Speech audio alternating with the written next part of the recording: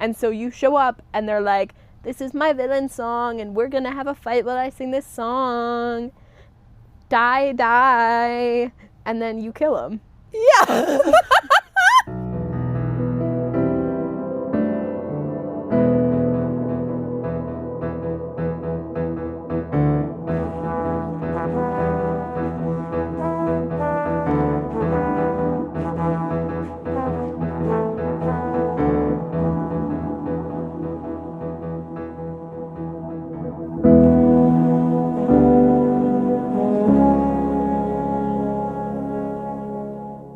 Hi, welcome to Page to Stage, Where the books write the script. and we set the scene. I'm Emma. And I'm Maddie. And today we are covering The Knight and the Moth. By Rachel Gillig. We're so excited. Super pumped about it, and we are getting ready to read The Knave and the Moon. Yeah, hopefully you're doing your own reread and you're right along with us. Yes, this is our first time reading it. We waited We did. to make sure that we were ready for the second book to come out, just because we loved the other Gillig books so much. Yeah. Hey, Rachel, come on the pod. Hey, Rachel, we love you. Come on the pod.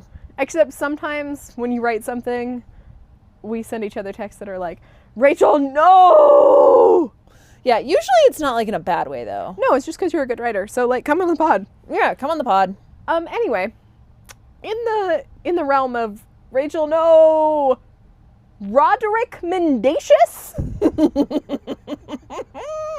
That is almost as big a crime as Maxentarius Farleone. I was just gonna say, that is right on par with Maxentarius Farleone. What a guy. Roderick Mendacious. Oh my god.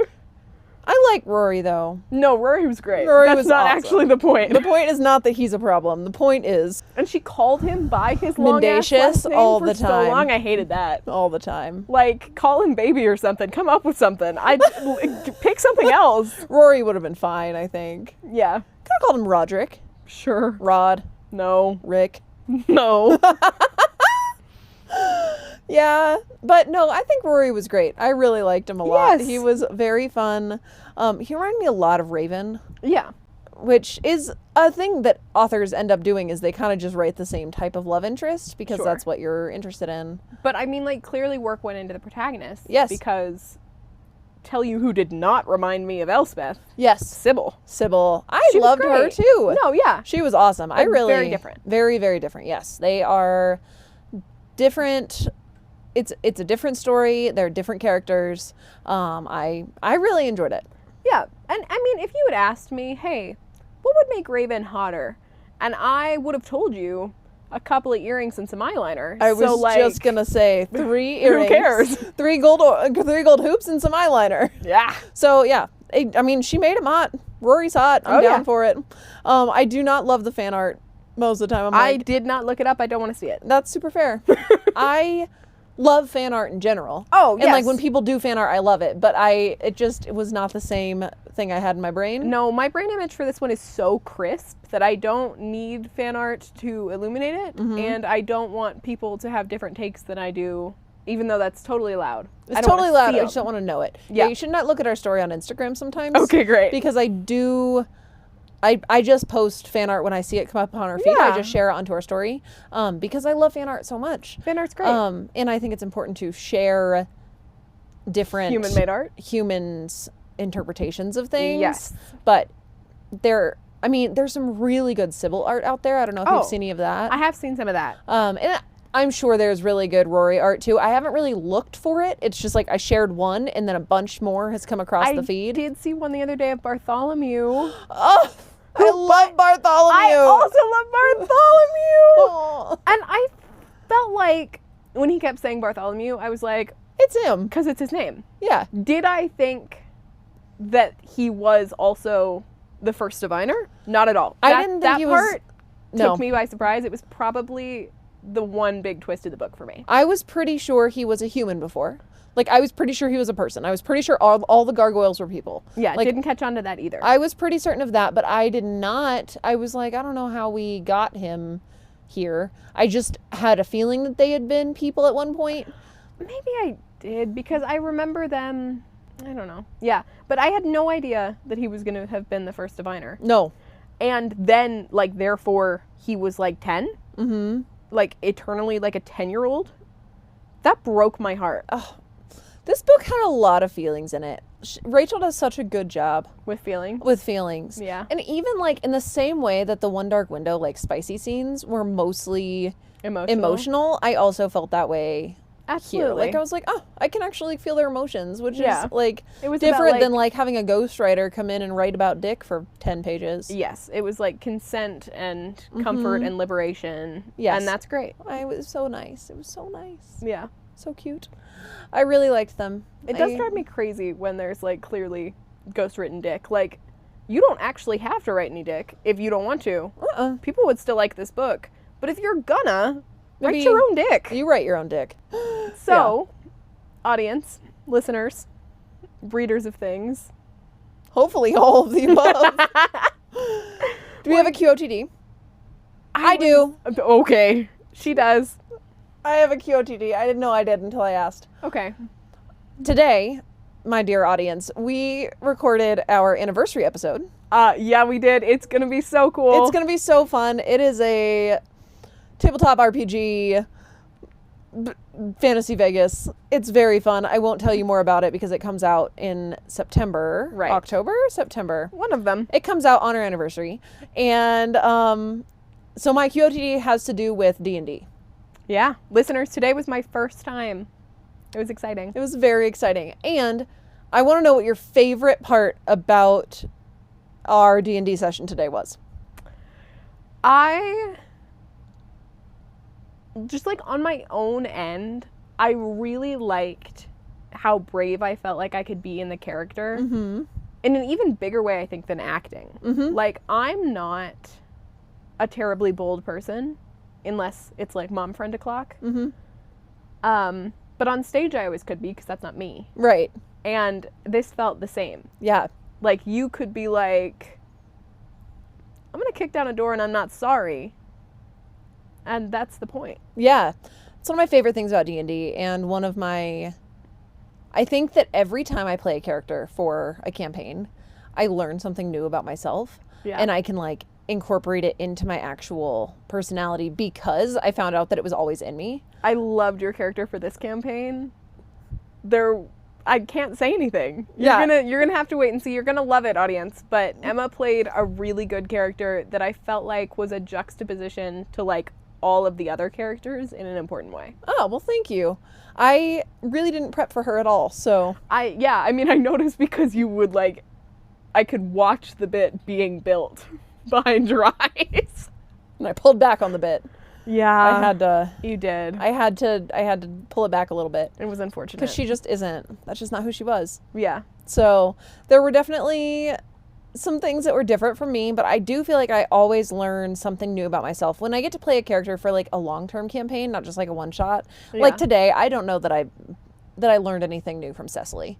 I don't know that I learned anything new about myself from her. But when I played a fairy bard, a College of Spirit Bards, for a year and a half, and I feel like I became so much more unapologetically like willing to say what I'm thinking. Not in like a mean way necessarily. She was kind of an asshole, but like I felt like I lost, like you're forthright now. Yeah, I feel like I'm able to communicate more clearly and be more forthright in what I mean because of that character, because she was kind of a dick. Sure. But I got to say what I was thinking. And then I got to learn, like, hang on, like, when I do that, like, it moves things forward. Yeah. And it was very scary at first because I knew it would maybe piss people off in the game, but it was so nice to be able to do that. And so then I have 2 tattoos that are very much Florian would have gotten these tattoos. Yeah. Like, and it's my left arm, like my whole left arm. And so I think it's really fitting that the next part of it that goes on there is a fairy. Yeah. Because I think that's really, that's where that boldness comes from. And so that's one of my favorite things about D&D. Well, I read like some of your character notes, and that bit that you wrote for that character seemed like a very cool one, but yeah, like very much a forthright asshole. Yeah. And sometimes that's important. Yeah, sometimes you need to do that. Yeah. I don't know that I would say that I learned anything huge about myself from my character this time. No, we played for like 3 hours. Right. Yeah. But I did think it was super interesting to get to play our DM, when Steven asked if we wanted anything out of this personally, I mean, listeners, I'll go ahead and tell you I did ask him to punch a cop. But I realized as we were playing that something that I was getting out of it was like getting to live in the perspective of this character who was like at a whole other level of privilege than I existed in my real life. And like it's not better. Yeah. It's definitely, I think if you play D&D right, you learn a lot about the world. You learn a lot about yourself. Yeah. You learn a lot about empathy and about like heroism in a way that is like you read about it in these books, right? And you want to like be a hero. Right. But when you get to play D&D, and I'm not saying that playing D&D actually saves the world, but you do get to feel like, okay, well, what choices can I make? Sure. To fix this problem. And you get to be creative, you get to stretch your like improv muscles. Like it's it's like its own kind of therapy. It definitely is. There are a lot of things that can be really therapeutic about D&D, and if that's something that you listeners are interested in, there are therapists who actually like specialize in they have play therapy, and then they have drama therapy, and then there are specific groups that like you play D&D basically to work through problems, like their therapy groups. Yeah. And so I think that's so cool. It's very cool. Yeah, I'm glad I got this experience. Yeah, maybe it's the start of an adventure for you. Yeah. Okay, let's talk about this book. Okay. Is this just a regular play in your mind? Is it something wacky? Is it like regular play plus? Where are we at? Gargoyles always make me think of The Hunchback of Notre Dame. Sure. It is approximately time for it to be a musical. I was gonna say it feels musically. It is like because they have the plot points are people, but like you give each of the gods or whatever their own song and their own and in between there are few songs one song for every big emotional Sybil or Sybil and Rory plot point. Yeah. One song for each encounter. Yeah.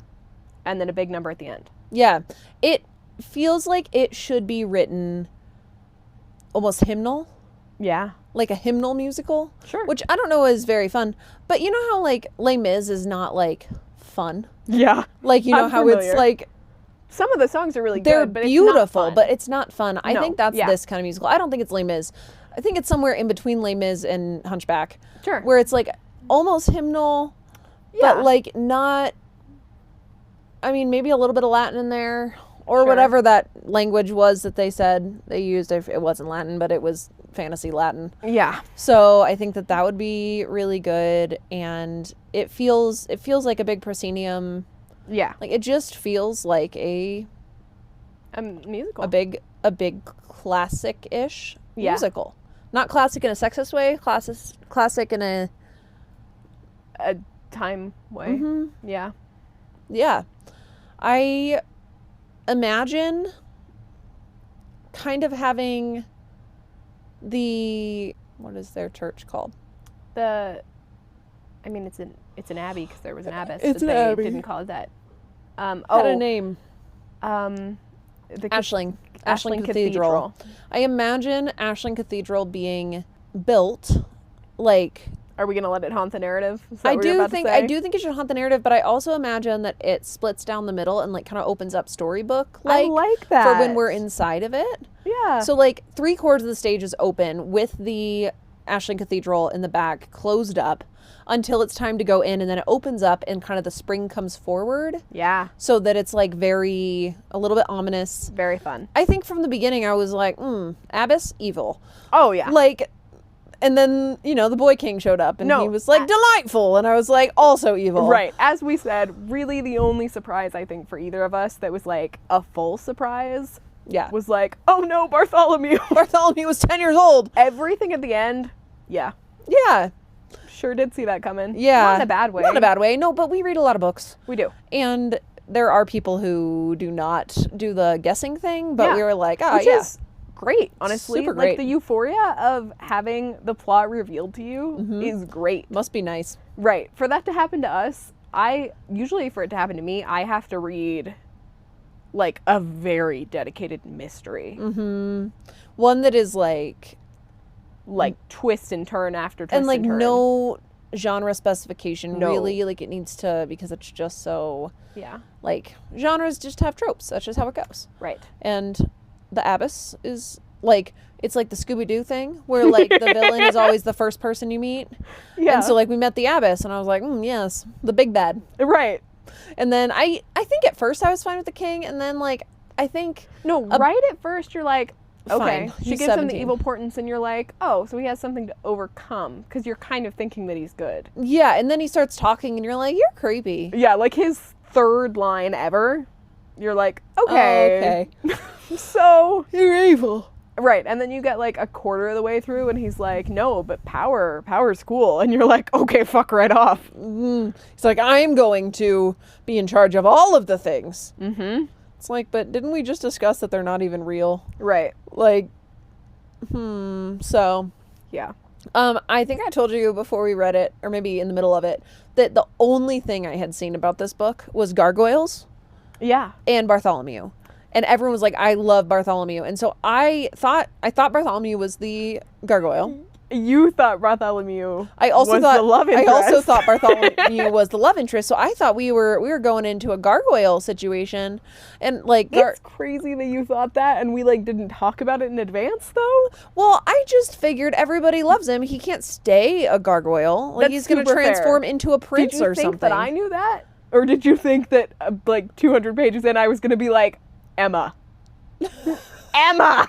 Well, I only thought Bartholomew was the love interest until like page 12 when we met Rory. No, not when we were reading it. Like 200 before we read it, did you think that we would get 200 pages in and I would be like, what did you do? Yeah. Maybe, yeah. I was like, that's all I had seen, and I like tried to avoid spoilers, and so I had seen Bartholomew. I had seen Who Would Have Thought I'd Be in Love with a Gargoyle, and I was like, okay. I mean, I trust Rachel, so like it's gonna be fine.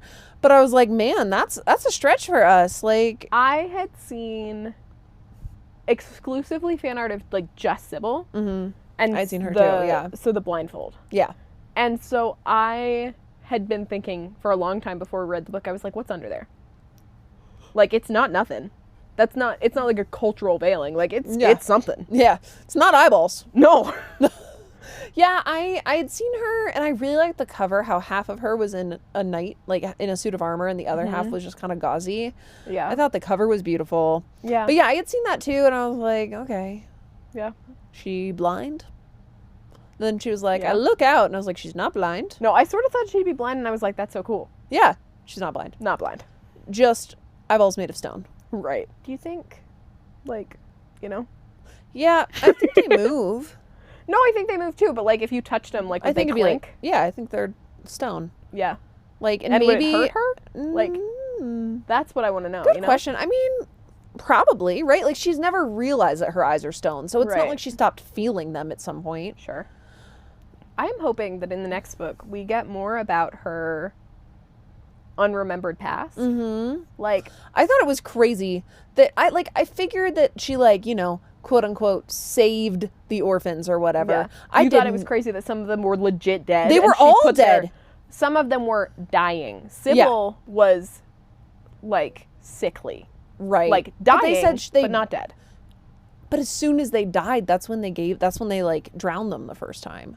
You think they wait until they die? It seemed like it. It seemed like they were like right on the edge or descending into death. Okay, totally possible. I wasn't sure. I don't know, but either that's crazy. That is crazy. Like, okay, let's take these orphans who are almost dead and make sure that we bring them back to life using this spring so that they are forever indebted to us. But they don't know but that. Also that we kill them using this spring. Yes, every time.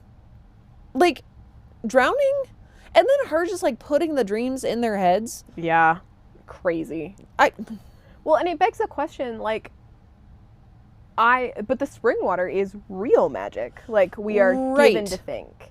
And it does gift amounts of real magic. Yes. So, where does it come from? Is that a mythology that we're going to get? Like, Yeah. is there going to be, like, quote, real gods behind the fake gods? Or are we going to move into, is she going to be like, there are no gods, everybody stop? Yeah, I don't know. It seems to be like the only magic, kind of like in like a Tangled sort of way, Yeah. where like the only magic seems to be that one flower. Right. The only magic seems to be this one spring, except that the abbess had to have had some form of magic, Right. because to give them the dreams. Yeah, well, she said in her villain monologue Right. that she was born in the spring. Like, her pregnant mother Yeah. Gave birth to her in it. in the spring, and that's why she is the way she is. Yeah. So then the magic spring is giveth spring and given. the spring taketh away. Exactly. Yeah, it does. It does beg the question of where does it come from? Right. Like, in a world in which they're like, hey, you gotta find your own morals. This shit's fake. Yeah. It can't be gods then. Right. So I think that's been the whole arc, is like understanding that like you have to follow your own heart. Sure. But So I don't feel are like they they're gonna somehow do away with the spring? Like, they buried it, but like it's not gone. Come on. No. Like, that's the groundwater. Yeah. I wonder if it's more like a Mother Nature type, That would be nice. like Mother Nature type magic rather than like God-given magic. Yeah. Yeah. I don't know. It's weird. Yeah. It's a weird situation. Okay, back to our staging. Yes. Because I think I derailed us and I'm sorry. No, I love it. Big proscenium, Yes. classical musical, Yep. right. Hymnal in sorts. I think, visually speaking, Mm-hmm. I'm thinking, like, sometimes we talk about normal lights and sound, like just make it sound and look like you think it should, Yeah. and then we do like big costumes or big props or something. I think the opposite this time. Yeah. I think like clothes, like they're dressed, it's timey. Yeah, whatever. she has the really She gets flowy the armor situation. eventually. They She's do got the armor. flowy, whatever. And it's like as described, but like no Yeah. extra. Yeah. Lots of We do props as Yeah. described. Like the stuff that's magic, it's made of rock. It is, which is exactly how it's We make it out of foam, it's just there. Yeah. Make it out of foam, spray paint it with that like rockish. I think the lights should be incredibly dramatic. I do too. I think it should be big drama. I think we should have like a stained glass gobo sort of situation over the spring, so like when they get like drowned in the spring they can I think when you open the chapel, we might not even need a gobo. Like we could, if the chapel is not the chapel, the cathedral. If the cathedral is like set the whole time, when we open it, we could have like it'd still be kind of like a gobo, but we could have essentially a stained glass window with a light we put behind it. Yeah. Built in. Yes, I agree. I think that it's lots of blues. Yeah. Ooh, you know what I would love with this window? To have either Sybil or Rory standing in the reflection of it that it makes on the stage at the end. Yeah. Be cool. When they bury the spring. Yeah. I feel like I need to reread the last like chapter They of this didn't book. like bury it in a way that like they put dirt on it and they plugged it up. They just sort of collapsed the cathedral. I was like, they collapsed the cathedral on top of it. So then, is everything standing at the end, or nothing is standing at the end except for the stained glass window, like the pillar with the stained glass window. Everything else kind of. That would be very cool because I think in the book they collapsed like the chapel part of the cathedral. Yeah. I think we knock ours down. Yeah. And we have the window. And Yes, we have I the way agree. for those things to fall We down. have one bright window. Yes. Perfect. One bright window. Yeah, she could have called this book One Bright Window. One Bright Window. But she didn't. She didn't do that. Rachel, hit us up. We have title ideas for you. Yeah. Yeah, I like that a lot. And it would be very pretty. And I think that because the encounters are so individual, there are ways to, like, Hadestown. I do know Hadestown. I'm so glad you saw it. It was so good. It was so good. Like, it was beautiful. It's been my most favorite since I was I don't know, since it came out. Like, since the... 2019 is when it came out. It's, well, not when it came out. That's when it first hit on Broadway, though. Was 2019. That's what it said. Okay. Well, my friend's big sister, who was the theater kid that led me into theater kidding, fell in love with the, like, very first original cast recording. Like the pitch recording. That was 2016, I think. Yeah. So, however old I was then, she would pick me up from theater if we were doing it at the same time and play it in the car. Yeah. It's good. It was so good. You know how the center kind of goes up and down? Yeah. That's kind of my thought for the spring. Okay. And then I think that, you know how, like, the walls kind of go in and out? Yeah. And then, like, the tops lift and it kind of just, like, expands? Yes. That was kind of like my thought for how to bring in different scenes. Like, if you bring two walls together, all of a sudden we're in the cave with the one god. And if you kind of move those out and move one up, like, if we just have it all kind of on tracks, and then, you know, we can, you know, boss battle 1. Right. I absolutely think that we should color code the gods. Yes. Rather than our protagonist characters. Yeah. And so then, like, when they're talking about the items, or, like, when they have the items, like, we can have them glow. Yeah. In the color. That'd so be you're super like, cool. What is he holding? Kind of like we did for One Dark Window, where we had... Yes, exactly like that, except they actually did glow, so that's like... Here's the thing. I don't care. Rachel books deserve Rachel shows. Yes. So, like, if they go visit the oarsman is the only one I can remember. Sure. They go visit the ardent oarsman, and, like, his color is blue. Like, everything is lit up hardcore in blue. Yes. He's kind of glowing. His stuff's kind of glowing. Yeah. No, I agree, and then that will keep it. And if we start the show with her her, what do we call it? Her vision for the king. Yeah.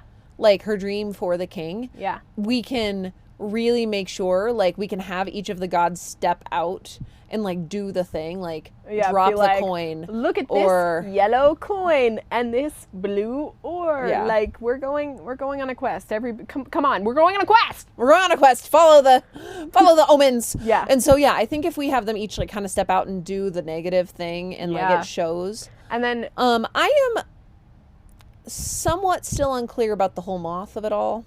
Yeah. Okay. I mean, she said the Moth is the abyss. Right, but, like... However, I think the Moth is you, bitch. Yeah. I also think that way, and I think that...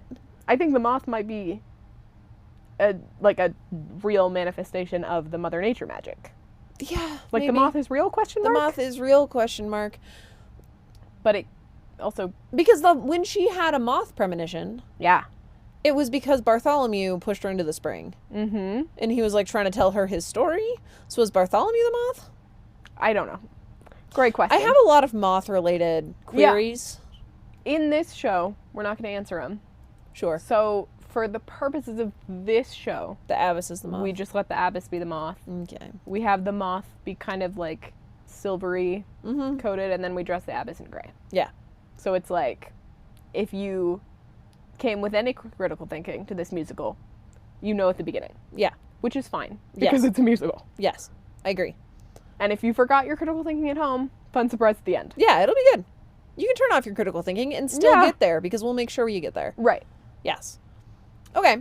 Okay. Yes, big lights. Yeah. Lots of shifting, moving pieces that kind of come in, and I think the part that stays still is the part with the window. Yeah. When I think about color-coded gods singing their own numbers, I do think a little about Six the Musical. Yeah. And it's not going to be similar at all. But because I'm thinking about Six the Musical, it might be a good reference for our listeners to think about how different the vibe of some of those songs are. Mm-hmm. That's how I imagine it. Yeah. Like, when you're with the Heartsore Weaver, I'm so proud of myself right now. Good work. She is like my wife. Yeah. Oh no. And it's like really sad. Yeah. And we like her, and it's Mm-hmm. all this stuff. And then, you know, you're with that asshole from the beginning, and it's like, ah ha ha ha. Yeah, he's got kind of like a Hades vibe situation. Yeah. Yeah, very jazzy. Yeah, but maybe even like a little, like sillier. Yes. Then, yeah. Yeah, and I think that works for, if any of you listeners grew up Catholic, there are some pretty, I mean, a cathedral is Catholic, an abbess is Catholic. So there's a Catholic themes in here, and I think that's where the hymnals can come from. There was this one hymnal that we sang at my Catholic church. Sure. That was like very upbeat, and I don't even remember what it was, but I do remember that the lead person of our like choir would come from the balcony where the choir was sitting down to the front of the altar, and she would like fling herself around like while she sang it. It was very weird.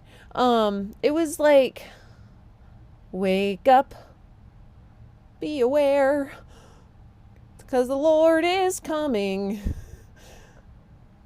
Stay awake, be ready, because you never know when the Lord is coming. Stay awake. This is the creepiest Be hymn I've ready. ever heard. What is wrong? It was horrifying, but they'd like play the music in the background, and like she would like fling herself from side to side to be like, stay awake. And that's kind of like there are those two. So that's there are different vibes was the point. Yes. Hymns can have all different vibes. So shall these songs. Yeah. Yes. Yeah. I would love to remember what all the omens were. There is the guy with the coin. He is the artful brigand. Yes. Oh my God, I'm so cool. Artful brigand. The second guy we met was the one that like There's held the her paper hostage guy. for a second. Yeah, we didn't actually meet the artful brigand because they already had. They had already had that coin. But I think that I mean, presumably he's dead. But like, do we know he's dead? Like, are we gonna meet him? No, I in, think like, they killed him. Okay. I think they killed him to get the coin. I think we'll know more about him though because of his significance to Rory. Right. Like, for better or worse, that's kind of dad. Yeah. Yeah. Yeah. It's worse, by the way. It's for worse. It's worse. It's for worse. And then the second guy was the This is the one I can't remember at all. paper? Well, it was like the wisdom guy. Like that was his Yes, virtue. but what was the like thing that they stole from him? Oh, his inkwell. Oh, that's right. He was a scribe. Yeah. Scriver? No, Scribe. it was scribe. It was Scribe? the something scribe. The honest scribe. The No. wise scribe. Man, did I keep the book for this? I probably didn't. It's been too long. What is the Night of the Moth? There we go. It's right there. Okay. Ooh, you know what I need us to get more of? Hmm. You know what is magic that's not the spring? The spirits. What are they? The little guys. Oh, the sprites? Sprites! Yeah. Everyone's like, the sprites are evil. The sprites are not evil. I don't think so. No. The artful brigand, the harried scribe, The harried scribe. the ardent oarsman, Yeah. the faithful forester, and the heart-sore weaver. Yeah. And then the pale moth. Right. And the thing where they were like, yeah, we're only doing 2 fight sequences. I kind of enjoyed that.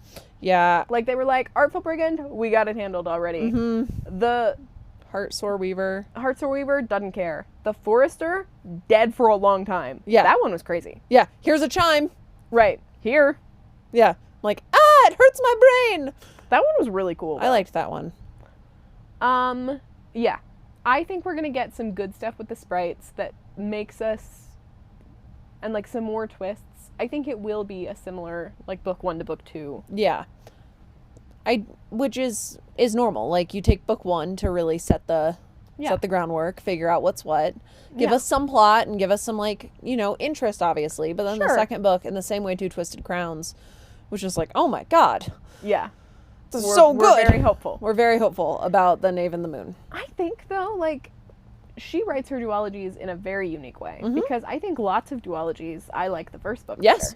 better. Typically. Almost all of them. Almost always. Yes. Yeah.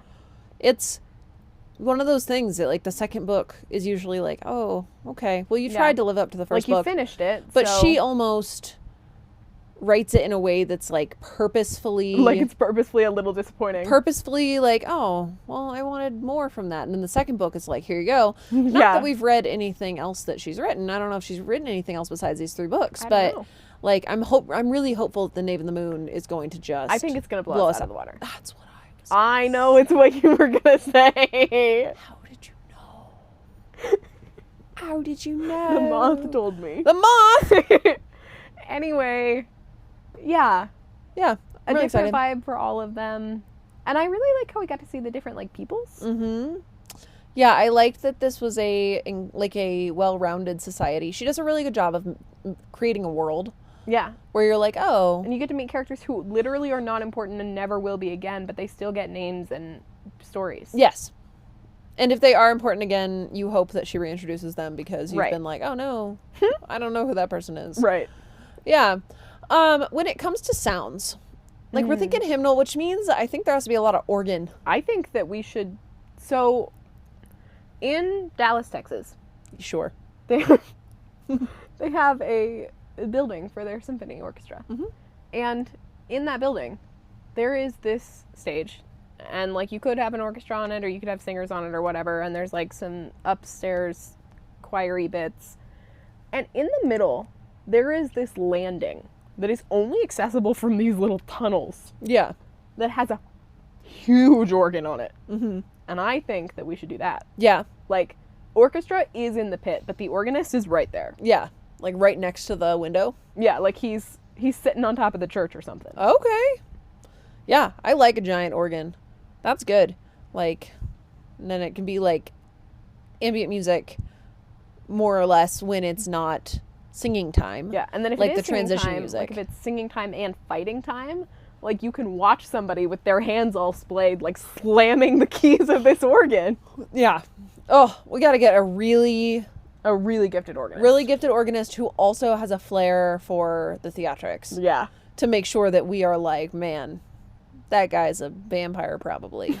Because only Dracula could play the organ like that because Sure. you've been practicing for thousands of years. Yeah. Hate to break this hard truth to you about Dracula. Never once plays the organ. That's fine. I'm not worried about Dracula playing I the know. organ. Yeah. I think he It was probably disappointing to me though. It is. I mean, I think he should. He probably does. It's just off page. Like when he's not on page, he's playing the organ. When he's not on page, he's lying in his bed of dirt. That you know of. Okay.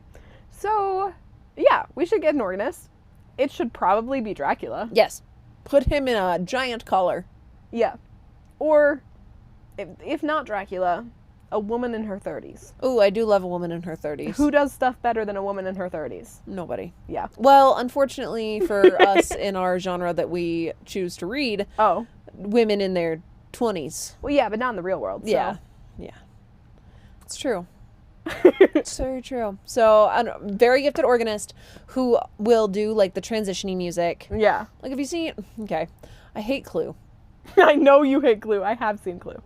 But you know how there's like a person playing the piano Yeah. during Clue? Like that, but like more serious. Yes. I like it. I like it. I like it. Set, costumes, props. We could dress him as a gargoyle. Oh, that would be so fun! Gargoyle organist! Speaking of gargoyle, let's talk about Bartholomew. Person. Absolutely a person in an elaborate costume. Person in an elaborate costume. Got it. Facial features. Prosthetics? Yeah. Okay, so that when they move their face, they move. Yeah, genuinely elaborate costume. Okay. Okay. Because I didn't know if we wanted to puppet it up again. No. No? Not for Bartholomew. Bartholomew is human. Mm-hmm. Like, I in mean, a he way is. that is important to the story. He is. And then when we get to Bartholomew backstory flashback, Yeah. A child. a child. Yeah. Great. I think we're going to need one girl child and one boy child for this play Yes. who don't have any lines but do got to be there. Yeah, for like the flashbacky stuff. Yeah. And I think it's only going to make it better if they are literally 6. Like, yeah. babies. Yeah. Do we want to get a talented 12-year-old to play Bartholomew? Maybe. Or do we But- just need a short person? I think we just need a short person because I think part of why we maybe didn't clue in is that we were reading we were mostly listening to it. Yes. And, like, that's a man voice. Right. Like a grown man voice. But the dialogue is very youthful. Mm-hmm. It's very, but also, like, very wise. Right. Because it is a child, but he's been alive for... Oh, a long time. However long. Do we want our audience to know? I think there should be signs, but I don't think it should be, like, outright. Then I don't think we can get a 12-year-old. My only thought is just that, like, the size, like, of the person, like a small adult. Sure. Or a 13, 14-year-old who is still small, but can do, like, we could modulate the voice modulator to be a little bit more rock-like. Yeah, then you get a talented kid. Yeah, very hollow. So either way is fine. I was just curious about, like, size-wise. I also think it's important that the boy king legitimately look very young. Mm-hmm. He needs to, because that's, like, half the reason he's so angry. Yeah, because on page, like, you forget most of the time. You're like, the knights, all of them, approximately 24, and that's not true. Yeah, I mean, the knights, she's, Maud was 40. Which was dope. That was so cool. So cool. I was so glad that she was old. Like, older, not old. Yeah. 40's not old. But... Yeah, and then Sybil was like, so they're your sons. And Maud was like, no. Wait, I think they're my sons. I think they might be my children. She's like, I'm not maternal. And then is like, I am the most maternal person you've ever met. Yeah. Yeah, because then Rory's like, what, like 26? Yeah. And Sybil is implied to be similar. Yeah, 20. In age. I think. Yeah, because she's finishing up her 10th year. Of service. And I mean, I think we have to assume that she's younger than 26 because a 16-year-old dying on the street is not necessarily going to be as vulnerable and likely to believe you as like a 12, 13-year-old dying on the street. But she's in her 20s. Yeah. And then whatever his name is. Boy King? Yeah. He's 17. They said he was 17. No, I know. What's his name, though? Castor? That's his last name, yeah. Oh, okay, great. I was like... King Castor. Is that coming from nowhere? No, that's his last name. I forget his first name. Okay. Yeah, he is 17, and he should be 17. We gotta get a 17-year-old. Or like a 19-year-old or a 15-year-old, but like... Benji Castor, 17 years old. Yeah. How in-depth do we want to be with the other diviners before they go missing? Not very. Yeah. It is, like, because we didn't even get very much of them. Mm-hmm. Like, it would have been heartbreaking. Yeah. Had we? But we didn't really. I think one was the one that was hardest. Right. And then we saw her corpse. Yes. What do you think the plan was for Sybil? Like... She was going to become a gargoyle. Was she going to become... Okay, that's what I thought too, but... The abbess told her. Yeah, I just don't know if after what happened with Bartholomew, where he, like, stopped doing the things that she asked him to do. Mm-hmm. Like, I don't know, when they were going to make her into a gargoyle, but, like, do they pick one? Yeah. Per 6? Yes. To become a gargoyle? And then what, does that just wipe her memories again? I don't know. I don't think it does. But, like, maybe you've just sort of been drinking the Kool-Aid and, like, whatever. I don't know. Yeah. We can't be sure because the other gargoyles are very obedient. But they are diviners. All of them. But they never say, like, yeah, back when I was a diviner. Or, like, you know, like, they're all implied to be less talkative than Bartholomew. Yeah. So, yeah, maybe they don't remember. Yeah. That would probably make sense. Which is interesting because she talks about how, like, she drowns them for, like, death time in the spring as well, and, like, the spring can only bring you back the one time, so right. I think I got lost in the sauce a little bit. Yeah, I mean, what she said she does with the gargoyles is, like, dries them out, right? Like, no more spring water for you for literally, like, a couple of years until you finish calcifying. Yeah. Which is crazy. So now they've buried the spring. Yeah. She doesn't have spring water. Correct. Are we anticipating her becoming more gargoyle-esque? Kind of. Okay. And then it will be a gargoyle love story. Maybe. The thing about it is that they calcified into, like, little gargoyle creatures, Yeah. like, in a way that I think was intentional on the Abbess's part. Like, I think that she deprived them of spring water, but, like, also had other things going. Okay. I think that Sybil will calcify over in a way that is more like the Abbess herself. Mm-hmm. Like, she's gonna just become a woman made of stone. Interesting. Okay. Or, like, when it starts happening to her, They're gonna get more spring water. Spring. Yeah, like, who knows? Yeah. Okay. I don't think that it's going to be allowed to be grotesque. Yeah. And I kind of am mad about that Yeah. in, like, a genre way, but, like, it doesn't also make sense for the story. Yeah. Yeah. It'll be interesting to see what Rachel does with it. Yeah. It's very cool. It's very exciting. It's time for Theater of the Absurd! theater, theater, theater, theater of the absurd. Theater, theater, theater, theater of the absurd. Did you notice I was a little French today? You were a little French today. It was just for you. Thank you. I appreciate it. That was nice. Theater of the Absurd is our segment where we find something on the internet That somebody wrote for real. We hope. We try not Right. to do anything that's AI written, but we don't actually read these books, So we have no idea. so we have no idea. But we find real books, and we... Revel in the absurdity of their premise. Yes. As we read only the premise. Yes. So, this one is called Gaming with the Gargoyle in Hollow's Cove. Right. And the cover is this gargoyle man wearing glasses. What do you mean wearing in- glasses? Well, he's wearing glasses. Sure. And like a shirt that has a D20 on it. And then the girl in front of him is like, looks like a human woman with a shirt that has a book and a staff and like a D20 and it says adventure ready. Mm-hmm. And it looks like they are playing D&D. Oh my god. So this comes from Cass O'Shire. That's insane. Okay. This first line is really what caught me. Okay. Being a widow is the best thing that ever happened to Gwen. Oh my god! Except to keep her game store, she needs a baby. Specifically, What? an heir. She must be rolling with advantage, though, because her gargoyle best friend just happens to be her dead husband's half-brother. Okay, hard pause. Why does she need an heir? Who knows? Right, okay, so her gargoyle best friend is her dead husband's half-brother, and her husband was also a gargoyle, I and don't she has think a so. type, or... I don't know. It doesn't actually say. It just says her gargoyle best friend just happens to be her dead husband's half-brother. Okay. I kind of don't think her husband was a gargoyle. Yeah.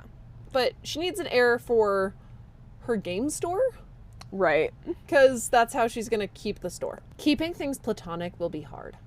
But after her critical fail with her first husband, can she trust her own insight? No. What critical fail? Did she kill him? No, I don't know. Who knows? That's not the point. Oh, okay. The point is that was such a bad pun. Okay. It's a lot of them. There's more? Oh, yeah. All right. Between leading his group through untold perils in the dungeon and helping his friends navigate their own issues, Gabe usually rolls high on intellect. Gabe the gargoyle. Okay, insane. First of all. Second of all, we have a conversation a lot about how I think it is insane that people will name a child Gabriel, which is a really cool name. And also, like, biblically inspired a lot of the time. Sure.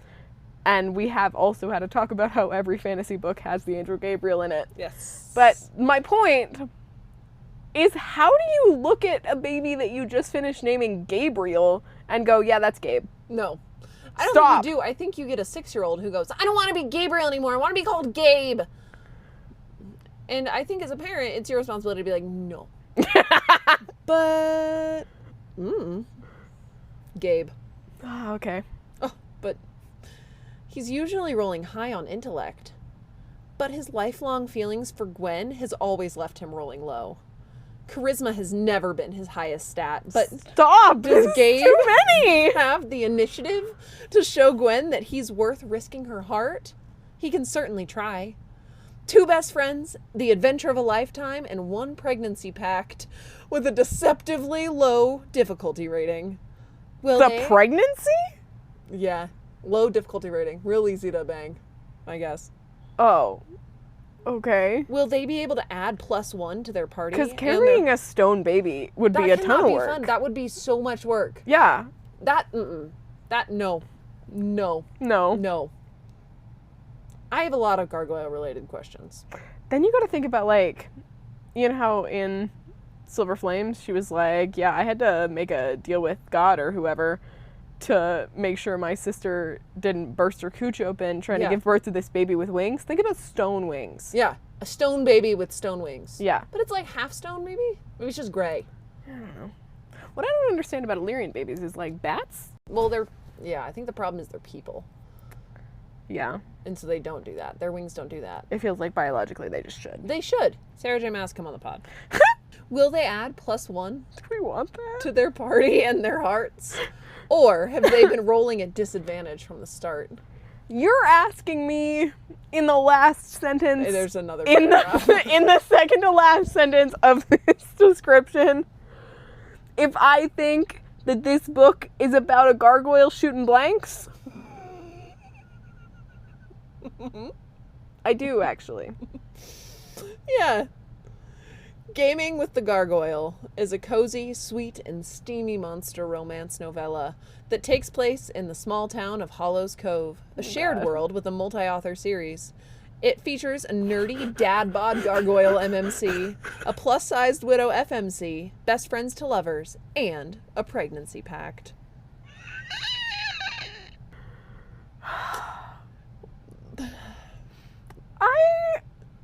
Oh my god! What? I'm reading the tags. What do you mean the tags? There are tags. And most of them are like normal. And then you get over here and it's like fantasy romance. And it's like virgin and MMC. Okay. The married one?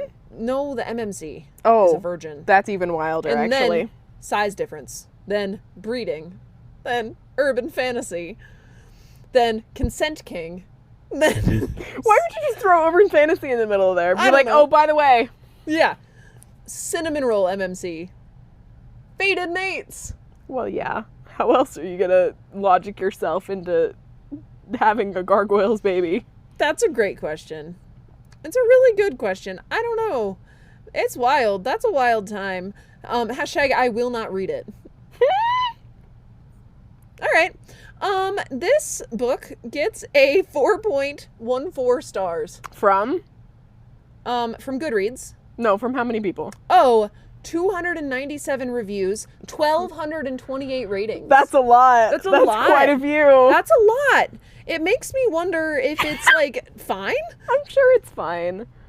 I I bet the writing is exactly as cheesy as the description, Yeah. but I doubt that it's horrifying in the way that, like, the potato would be. Yeah.